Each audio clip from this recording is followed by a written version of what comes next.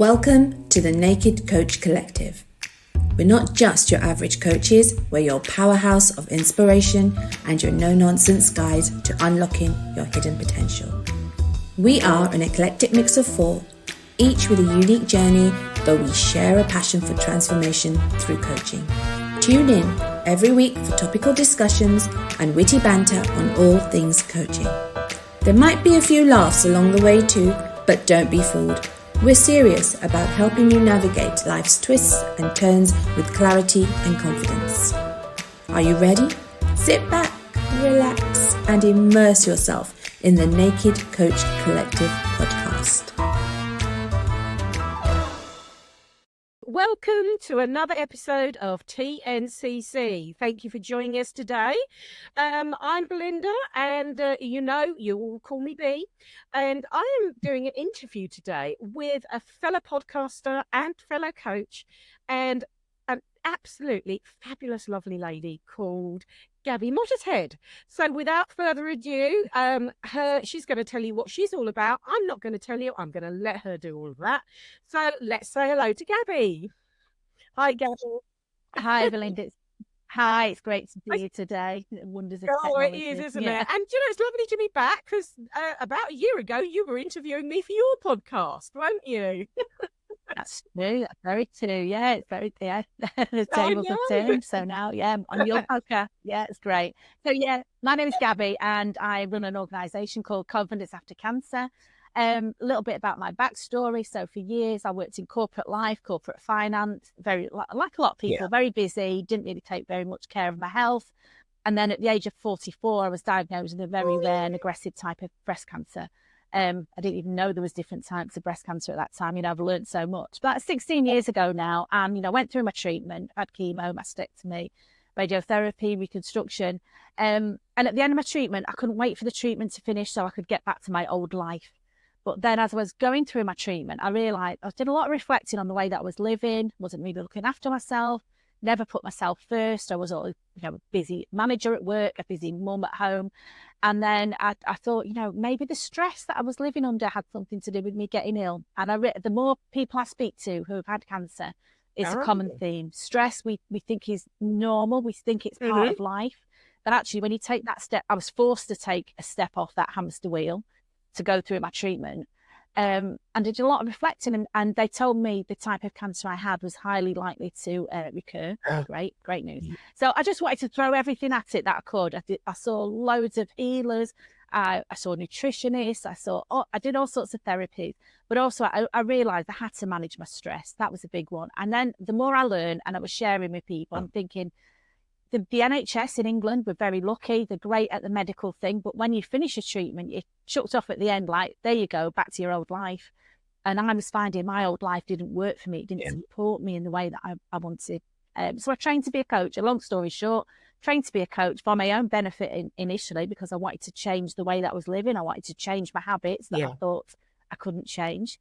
And I studied nutrition. And the more I learned, the more I think people need to know this information. That's why one of the reasons I started my podcast. And I struggled a little bit at first, I'm putting myself out on social media. And I did have a bit of imposter syndrome, thinking, well, I'm not a doctor, I'm not a nurse, but I've got experience and I've got empathy for people who not all our journeys are unique. Yes. Everybody's circumstances are unique, but I've got a lot of experience that can help other people. And so now it's my pleasure to share that with people. And when people are feeling, as I did, I felt lost and alone. I felt very guilty for feeling so depressed after my treatment had finished because I'd had so much support, medical and emotional, from my friends and family. And I couldn't understand why I wasn't happy. And it took me a while to work through that. And that's why I coach people now to think, all right, these are the shortcuts. These are the things that you can do. These are the things that you can focus on. These are the tools and techniques and strategies that work for me and work for other people. And I never tell people what they should do, but I'm a coach and I coach them through finding their own way. Yeah. Wellness. It's fabulous. I mean, I think there are parts of that story that all of us can resonate with. So if you were giving, coaching, we know has really helped us. It's definitely helped me, and I know it's helped you. If you were giving any piece of advice to maybe a coach thinking of training on coming on board, what would be sort of your nuggets of advice? Because I think in the coaching world, if you don't have coaches or people in the coaching world that keep you sane, you know what I Yeah. mean, because we have our down times as well, don't we? We have times when we think nobody's listening or nobody understands what I'm saying, or you got friends around you that are friends but they don't get what you're doing. So what sort Yeah. of key bits of advice would you give any up and coming coaches? I think one of the biggest mistakes I've made in the past, I've worked with a few different coaches who promised me a lot of Yes. stuff, paid a lot of money for their courses, and thinking, yeah, this sounds amazing. I'm going to do exactly what they say, and I'm going to be successful like them. And it's not worked out. And I think if you're going to work with somebody, be very selective, be quite discerning, and spend some time thinking about the person that you're working with. Don't just work with a coach or somebody who promises to give you a great system that's going to make you a lot of money or whatever. Is going to, that's not the answer. It's work with somebody whose values align with yours. Now, it may be that you want to earn a lot of money, and I'm not saying there's anything wrong with that, but think about why you want to do the coaching. What is it you want to do? For me, it was like, I've got all this information. I've got 16 years worth of information and knowledge and all the training and everything that I'm always doing and learning. I want to share it with people. So I want to put it in a format that's accessible to people and put it out there. That's the reason I wanted to do it. And yes, for myself, I wanted to, on the other side, personal reasons was I wanted to get away from corporate life. Corporate life for me is great. It's great for some people. They're on their career path and they know where they're going and that works for them. Not for me anymore. And so again, it was getting in touch with my values and working out what's important to me. I don't want somebody else telling me when I can clock on and clock off. I don't want somebody else telling me I can 25 days holiday a year. That doesn't work for me. I want much more holidays than that. Yeah. So think about what's important to you as a coach. What is it that you want to do? And if they say if you speak to everybody, you're speaking to no one. So I've had so many people say, don't try and be general, because I'm a confidence coach. That's what I do. And a lot of people want confident, but I can't put myself out there and market myself as, well, I could, but I've been told it would not be so successful to say, well, I'm a confidence coach and I can help you if you've got this problem or that problem. Actually, I'm saying, look, this is me, my experience. If any of this resonates with you, I'm your woman because I've been there. I can hold your hand. I can show you my path and I can help you get to where you want to be with your health and your happiness and whatever else is the goals that you've got. I think it's about just understanding why it's important to you to do the coaching and what it is, because it's not an easy thing to do. Like you say, some people, they mean well, but I don't really get what you do. And that's another thing I'd say is find a community of people who are supportive of what you want to do. Not just going to, agree with everything and tell you that you're wonderful. Yeah. But a nice supportive group, like people like yourself, Belinda. I've recently found a networking group local to me that's very, very full of supportive women. It doesn't necessarily have to be a women's group, but this is a group of women who, a lot of self-employed people, they understand, I'm picking up tips from them about marketing, which is, it's not my strong area. I've never been a marketing person. My background was finance. And so I'm learning from them what works and what doesn't work. So that support can be invaluable because if you're self-employed, which most coaches are, it can be quite lonely. And although it's great to be able to work from home and just plug in your phone or your laptop, I miss that sense of community that I've got. That is one of the things that I got from my job was a sense of community. And so, a community of coaches is a great thing to have. This is why we sort of created the podcast that we're doing, because we want it to be a community place. We want it to be an honest place, not negative, because coaching isn't negative. In its essence, it's not negative. But it is just being aware of the pitfalls, isn't it? And it is also, like you said, and I think you're right, you start off on the journey and you're all super excited and you're hyped and everything. And then the reality of all the things that you have to do, because you don't just rock up to a coaching session as much as we would love to. I think that dawns on you. It can get overwhelming. So having that network of people that are in the similar sort of realm who understand what you're going through is great. They don't need to understand your coaching niche. They just need to understand. Yeah, absolutely. And I also think, some people might shoot me down for this, but I absolutely believe if you're coaching something that you are passionate about, it shows in your work. Yeah, big time. Absolutely big time. And as I say, I've worked with coaches before and I really got the impression. They just wanted the money in the bank. They didn't really care what the results were. They just, here's my course. This is what you need to do. Off you go. Whereas I am passionate about the people that I work with. I get really invested in them. And sometimes it can be quite emotionally draining. I'd have to make space for that as well. I can't do back-to-back client because some of the stuff they share is some really devastating stories, but some very uplifting stories. It's not all heavy stuff. Even when we talk about cancer, we do have a laugh, and we can find some humour. A lady told me yesterday, we were talking about mastectomies, and she said she'd been for some treatment, and she had a nurse whose first language wasn't English, and nothing against that, but she said her language wasn't particularly soft and supportive. She went, "Oh, now you are disfigured," is what she said to this lady. We were laughing. Thank God she was laughing. But she was saying, this nurse told me I was disfigured. My God. It's like, so as somebody who's been through a mastectomy, we can laugh about that, and we can. But at that time, if it's right at that time and that point, that could be really that could infiltrate something into your head that sticks with you, and then totally changes the way you're viewing your treatment and stuff. So words are so much more powerful than we realize. And the one thing about coaching is the power of the questions that we ask. And they could be the simplest, they feel like the simplest things, but actually to hold space for someone to actually really think about that question rather than the first thing that comes off. It's usually what's underneath that's more important, isn't it? Yeah, you're absolutely right. Not just taking that first answer at face value, but like you say, holding space. And I, at first, when I was coaching, because I was so desperate to give people good value for their sessions, I didn't like a silence. And I was like, oh, right, I need to ask the next. And I'm thinking, no, let that question, let that answer, just sit for a minute and think, really, that and again, being curious, that's interesting. Why do you think that was? And then sometimes it's like peeling the layers of an onion. Why did that happen? Oh, that's interesting. Why do you think that happened? And then some random memory will come up from years ago. And again, our subconscious mind is sometimes a wonderful thing to work with, because we all have stuff from childhood, from years ago, from an insult that somebody said 30 years ago that's still in there. And we all do it. Like we don't even realise it's in there till the question's asked, do we? And then we go, oh my God, Jesus, am I still thinking about that? That was like 30 years ago. I was like, yeah, you're right. Where did that come from? Yeah.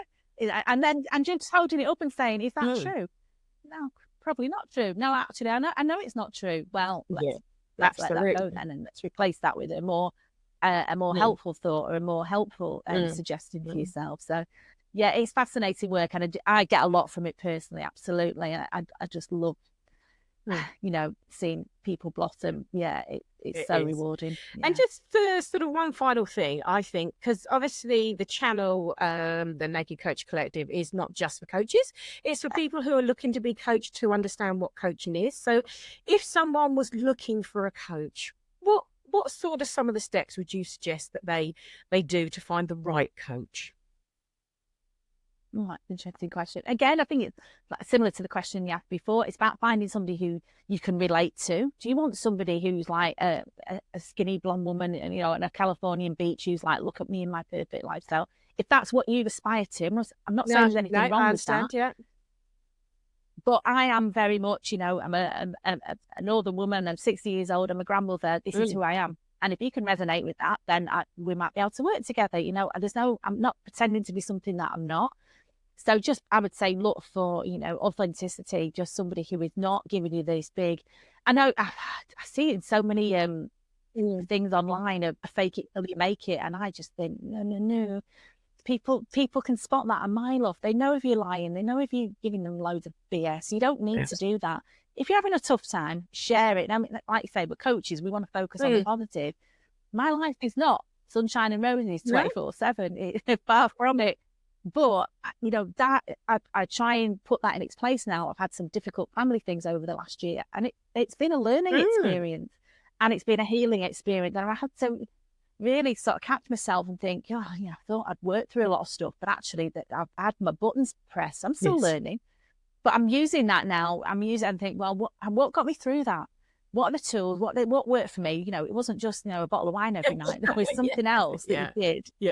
That might have done that for a while, but now there there's things that you've done. So if somebody else is in that similar situation, and I can't tell you, I spoke to a lady recently, she told me this story and a thing that had happened in her family. And I was like, I could have written what you just said. That is exactly what happened to me. And it doesn't mean I know what she's going through, because we're all different, but I can relate. I can relate to this lady beating herself up thinking, how has this happened with my family? How have I allowed it to happen? What is wrong with me is what she was telling herself. I must be a bad mother. I must be a bad person because this thing has happened to me. And we all have challenges and we all work through them. But I think I've gone off a bit of your original question. What I'm saying don't worry, is, Gabby, it's fine. I think the one thing I liken to coaching too, and I was thinking about this the other day, it's like anything that you do new, whether it's reading, whether it's learning to dance, whether it's learning to sing, the more you do it, the more you grow, the more you learn. And I think coaching is exactly the same. It's not one of those things that you go, okay, so I'm going to have a 12-week coaching course and then I'm going to be fixed for life. Okay. It doesn't work like that, does it? No, it's loads of fantastic tools to actually apply to your life. But there's always room to keep going, to be, whether it's after, whether it's after having your coaching and you join, I don't know, a group, you join a group to have that ongoing, what is it, check-in, support, that kind of stuff. But the thing is, you learn from everything you do. And I think one of the sort of negative things we can do is stop wanting to learn. Like we said, I'm not a techie person, but we can learn it. As frustrating as it might be sometimes, we can actually learn it. So I think that's one thing I sort of liken coaching to. And there are going to be listeners out there who have gone through cancer, different types of cancer, and they'll be coming out the other side, or they'll be going through it. So just give a little bit to them about what you offer, what your sort of business model is, and what you offer those people. Sure. So on my website, confidenceaftercancer.co.uk, there's some free resources. I've got 7 steps to confidence. You can download that. I've also, you talked before about, the environment that we're living in. And I am very big on toxins, what you can do to reduce your toxic overload. I think a lot of us think that processed food and putting chemicals all over your body, we think about your personal care products and all that. I'm not,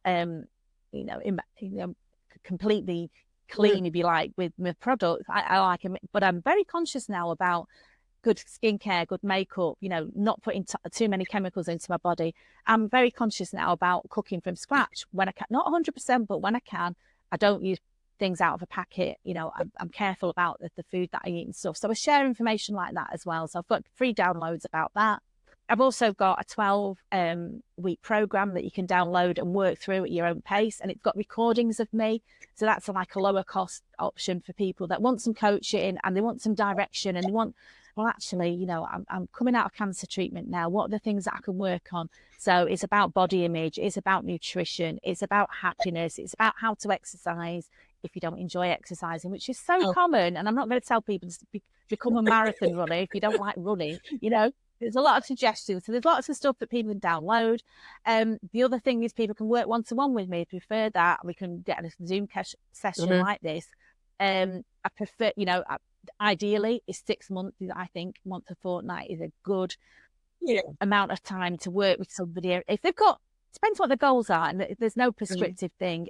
My first session would be with somebody. What do you want? What do you want to get out of it? What are you trying to achieve? Like I say, if they want to run a marathon and they've never run anything, run a day in their life, that might maybe not so achievable, but it's what are your goals? How can I help you? Because I'm here to serve you. And also seeing if we're a good fit for each other, because, it's a personal thing. It's a very personal thing. They're going to share a lot of very personal stuff, very confidential stuff. I would never break a confidence.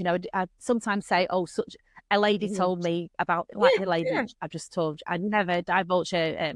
There's always confidentiality, but also, do you feel comfortable with each other? Because some people say, oh yeah, I'd like to do coaching, but they don't really want coaching. They want somebody to tell them that there's nothing wrong with them and they don't need to change what they're doing. And that's fine if that's how you feel, but don't go to a coach if you don't want to change. I always think don't go to a coach if you don't want to get a bit uncomfortable either, because you have to get a bit uncomfortable, because we're going to ask you Yeah. things that nobody else will ask you because they're not a coach and they don't maybe have the courage to ask you, I think is the word. Yeah. So, totally agree with that. Yeah. Absolutely. We're going to have a contract where I am going to ask, and you might think sometimes that's a bit of a strange question. I told you the answer to that. And I might ask you again, what does that mean? And what does that mean? Let's go deeper sometimes. And some of those things are uncomfortable. And you've got to be comfortable with getting uncomfortable. Okay, so I'm going to wrap it up there. And I hope you all enjoyed this episode. I certainly did. And so much great information, brilliant words and nuggets that you can take away for whether you're going to be a coach or you're thinking about becoming a coach or whether you're looking for a coach. So have an absolutely fabulous rest of the day, and I will be back on again soon. So thank you for listening to the Naked Coach Collective, and thank you, Gabby.